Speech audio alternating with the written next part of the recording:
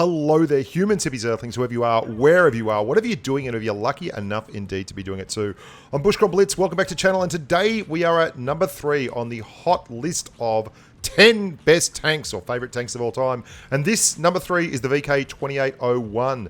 It's basically rated on the order I would sell them in, and in the big jumble sale in the sky, the VK comes in squarely inside the top 5.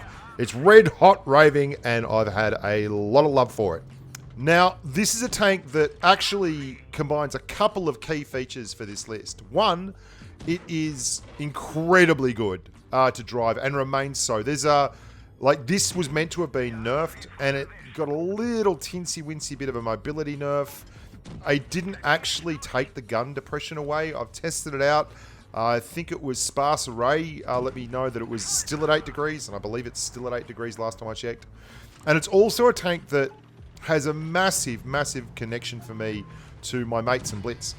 This is the tank I drove with Swiss Cheezel. He was running around in the Sherman Jumbo, and we went crazy. We went absolutely hog wild and ham. And it was when it was first introduced to Blitz, and I ended up with a win rate of 92.6% or something over 113 odd battles. And that's easily my highest ever win rate. Funnily enough, my second highest win rate was 86% over 110 battles or something in the Type 59. And that too was running around with Swiss. He was in the IS-6 at the time. So there you go. He's the defining factor, not me. But the VK28.01 came into Blitz, and it was the first Tier 6 light, real light tank that you could get up and drive, and it had amazing mobility, amazing armor for a tank of this tier, good gun depression, just great pen, massive, massive nastiness, the VK28.01, and it had everything, and it also had that crazy light tank camo. And the reason it was so easy to get numbers and wins in this tank was, at the time, no one in the Blitz universe had really had to deal with light tanks. They didn't understand the concepts, and there were no other light tanks to have to worry about. So you could run around with mad camo, and unless there was another light tank in the game, you had an advantage spotting-wise on absolutely every other vehicle there was. And I called this tank the Bewilder Beast because it really was bewildering how good the freaking thing was and how long it was that good without getting nerfed by Wargaming. And they've touched it, but it's marginal, man. The main thing that's caught up to this tank is the fact that Tier 7 has got so many good tanks in it now that you get up-tiered, you're quite often against really nasty things that can really tear you up. And also the fact that, you know, there's just more light tanks. Like the AMX-12T, you know, that's another light tank, so it fulfills a role that the VK28.01 used to own exclusively. But still, you can see here, it's an incredibly mobile little tank. It's still got 8 degrees of gun depression. It still moves around the traps and does good things to bad people, and I can't help but enjoy driving it. And when I went back and did this video, I know I've mentioned this before, but I went back and did this video, and I was like, holy hell, I love all these tanks still. Like, I absolutely adore all these tanks still. The only one that really troubled me was the T95, and that's just been power creeped the hell out of town by crazy mobile tanks all over the place. And, you know, that's what it is. But the VK28.01 remains a steadfast and gorgeous monster. Like, the first game I played in this tank was a mastery.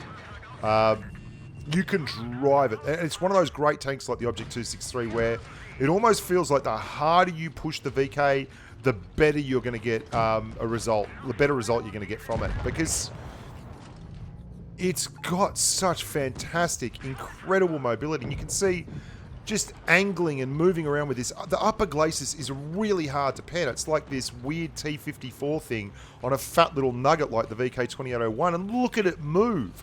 I mean, this is after a mobility nerf. This is after a mobility nerf.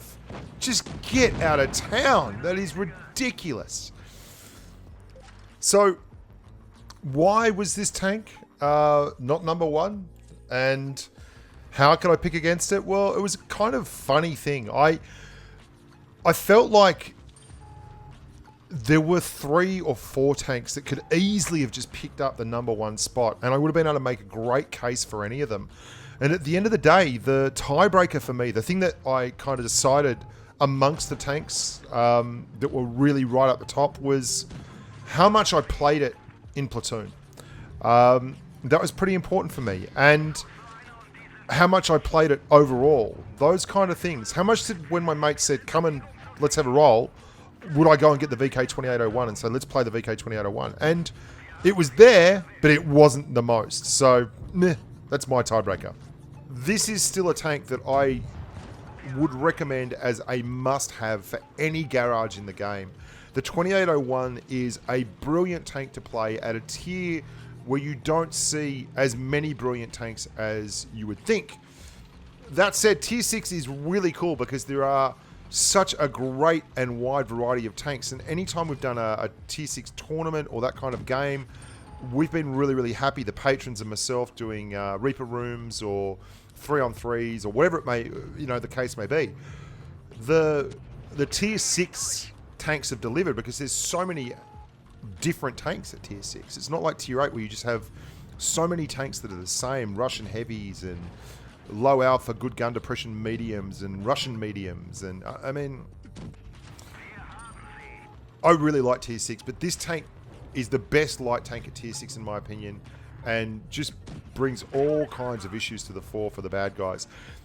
Look how the upper glacis is sloped at such an angle that you can bounce shots you really should not be able to bounce from tanks that you shouldn't be able to bounce.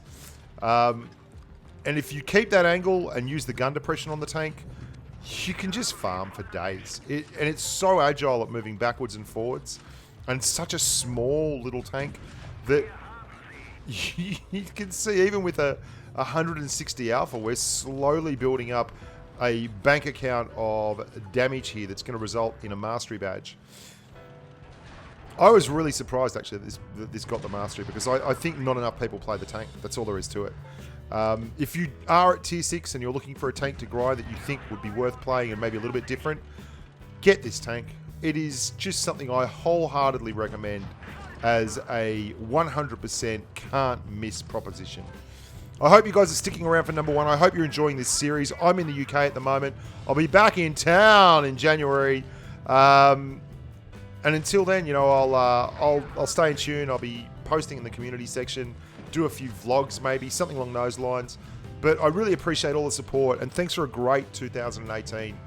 You guys and girls have just, honest to God, you get me right in the feels. The amount of people and the amount of positive people I have in my life from Blitz is just, it's almost like, a dream come true. Well, it is. It's a dream come true. And these are the tanks that helped make that dream come true. So I hope you get into it, and I hope you get a little bit out of it. Leave your comments below what you think is going to be number 1.